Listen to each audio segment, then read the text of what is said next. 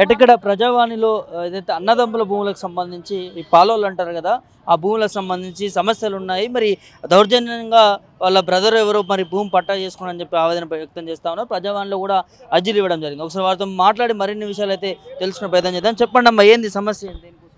ఎకరం 14 గుంటలు మా చిన్న మా కొడుకు ఇద్దరు వాళ్ళు. ఎక్కడి నుంచి అమ్మా మీరు? మేము నరసంపేట నారకపేట మాది, నల్లవెల్లి మండలం నరసంపేట. భూమి కబ్జా చేసిరా లేకపోతే ఎట్లా? ఇటుకాల పెలిసేవారు మా సంతమే. మా మామ మాకు అన్నదమ్ములకు మాకు పంచిచ్చారు, కొడుకులకు పంచిస్తే మా మరిది పాలు మేము తీసుకున్నాం. మా మరిది పాలు మేము తీసుకున్నాక బాయికాడ మేము మా అన్నదమ్ములకు మా ఆరాలకు నాకు పడక మంచి భాగం బాయికాడ వాళ్ళకి ఇచ్చి మేము ఓటకోట తీసుకున్నాం. మా మరిదిని పాకరాజయ్య ఆయన భాగం నేను తీసుకున్నాక పెద్ద పెద్ద మన ఇంతెత్తు గట్టు ఉండే, ఆ గట్టు రోడ్డుకు అమ్మేసి మిషన్లు పెట్టి అలా 9 లక్షల రూపాయలు పాకసాంబయ్య తీసుకున్నాడు. పాకసాంబయ్య తీసుకొని వీళ్ళు మా వాళ్ళు తెలివి తక్కువలు, చదువు రాదు, మీకు కూడా అలా భాగం లేదు, మీకు ఎక్కడ దాన్ని మమ్మల్ని పెద్ద మనుషులకు తాగబోయించి తినబోయించి నా మనిషికి 2,000 6,000 పెట్టి పెద్ద మనుషులు తీసుకొస్తే వాళ్ళు కాస్త బందవత్తుగా వాళ్ళు చదువుకున్నారు, వీళ్ళకి ఏం లేదు, వాళ్ళని పట్టుకొని వాళ్ళకి తాగబోయించి తినబోయించి ఇక మీదికి అంతే. అది అప్పుడు ఎట్లా పోయిందో మీకు అలా పాలు రాదు బండాలల్లా ఇది ఏం చేస్తుందని ఇడిచిపెడితే ఇప్పుడు వాళ్ళు అది రోడ్డుకి అమ్ముకొని అలా పాకమొయ్యలు కొన్ని పెంట అంటే మా మా మామకి 2 పిల్లలు, వాళ్ళకు ఒక భాగం, మా వాళ్ళు 3 అన్నదమ్ములు మాకు భాగం. ఈ బండల కింద వాళ్ళు 3,000 రూపాయలు ఇస్తే వాళ్ళు తీసుకున్నారు. ఈ మా బావును మా ఆడబిడ్డ వాళ్ళు పెంట శివ వాళ్ళ కొడుకు, ఇక వాళ్ళు ఆ భాగంలో బండల భాగంలో వాళ్ళు తీసుకున్నారు.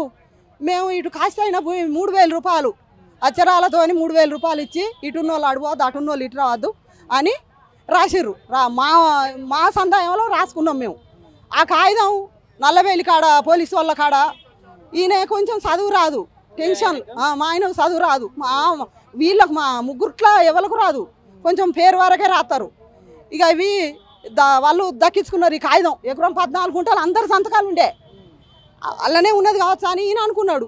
కథం అది మాయం చేసి అసలు కాగితం మాయం చేసి మేము ఎక్కడికి పోయినా కానీ ఇక అప్పుడు తిరిగి నాకు కూడా మోకాళ్ళు అరిగిపోయినాయి, తిరగలేను, ఒక్కటే బిడ్డ ఒక అల్లుడు, ఇక నేను తిరగలేను అని 80,000 రూపాయలు నేను సంవత్సరం జీపీ కాడికి కూడా పోయి ఏదన్నా న్యాయం చేయాలి సారు, నన్ను నిల్స పెడతాను, నేను తిరగలేను, నాకు కాళ్ళు లేవు, మాకు న్యాయం చేయాలి సార్ అని. కొడుకులు లేరు, ఒక బిడ్డ కట్నం ఇచ్చిన అల్లా.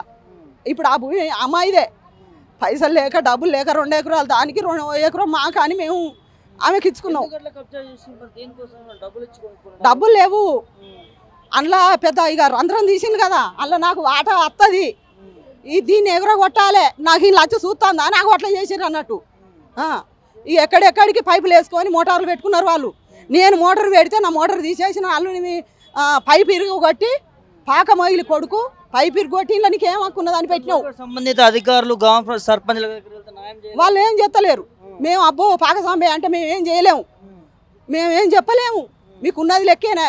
పక్కన వాళ్ళు కూడా సిపి వాళ్ళు పోలీసు వాళ్ళు తీసుకొని వచ్చి ఎవరిది ఏం కథ అని వాళ్ళు అరుచుకున్నాక పాకరాజేదే ఈ భూమి అని పక్క ఎంబడోళ్ళు అందరూ ఎంక్వైరీ చేస్తే ఆయనదే సార్ అని అక్కడ సిపి కాడ చెప్తే ఇక అది అర్థం చేసుకొని అమ్మ వాళ్ళు పట్ట చేయించుకున్నారు.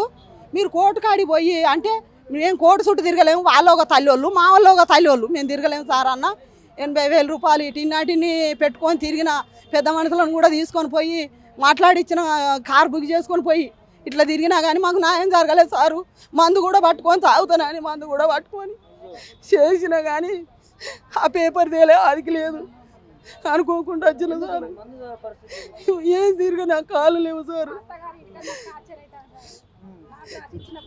నాకు రాసి ఇచ్చినప్పుడు నాకు ఇవ్వాలి కదా సార్, మరి వాడెందుకు పట్ట వేసుకోవాలి?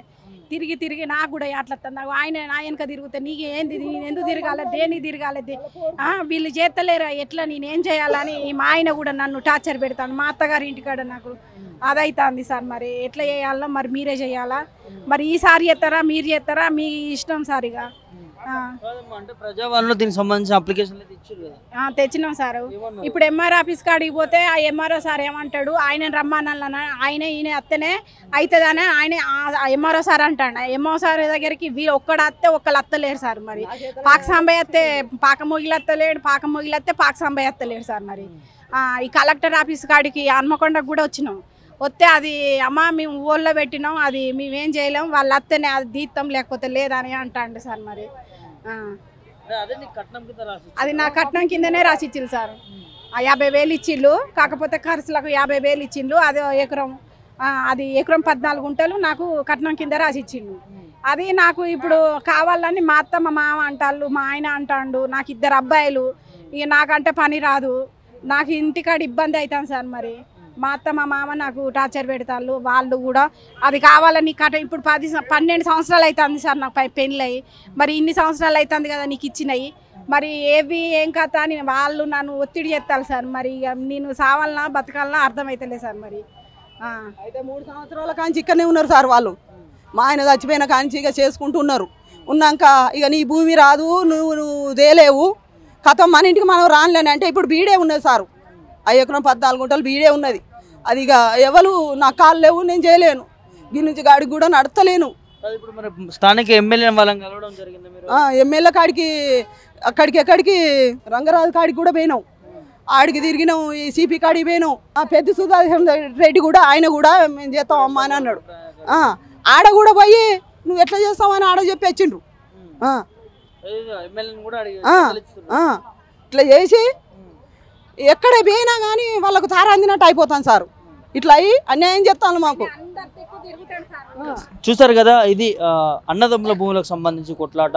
మరి స్థానిక ఎమ్మెల్యే గారి దగ్గర వెళ్ళినా కూడా ఈ కాని పరిస్థితి చూస్తా ఉన్నాం. ఇప్పుడు మరి ఆ నర్సంపేట ఎమ్మెల్యే ఎవరైతే దొంతి మాధవరెడ్డి ఉన్నారో కనీసం వారి దృష్టికైనా వెళ్ళే విధంగా ఇక్కడ ప్రజలు ఏదైతే పడతా ఉన్నారో భూ సమస్య కోసం కావచ్చు, అదేవిధంగా ఇక్కడ ప్రజావాణి కూడా వీళ్ళు వచ్చి అర్జీలు పెట్టుకుంటా ఉన్నారు. ఖచ్చితంగా ఆ భూమి ఏదైతే తన బిడ్డకి ఇచ్చిన కట్నం కింద ఇచ్చిన భూమి నేపథ్యంలో మరి అన్నదమ్ములు కూడా గుంజుకుంటా ఉన్నారు. మరి గుంజుకొని తనకు అన్యాయం చేస్తూ ఉన్నారని చెప్పి కూడా ఇక్కడ ఆవేదన పడుతూ ఉన్నారు. ఖచ్చితంగా ప్రభుత్వం దీనికి స్పందించాలి, స్పందించి ఆడబిడ్డలకి అన్యాయం చేసే దిశగా నిర్ణయాలు తీసుకోవాలని చెప్పి కూడా ఆవేదన పడుతున్న పరిస్థితి చూస్తూ ఉన్నాం.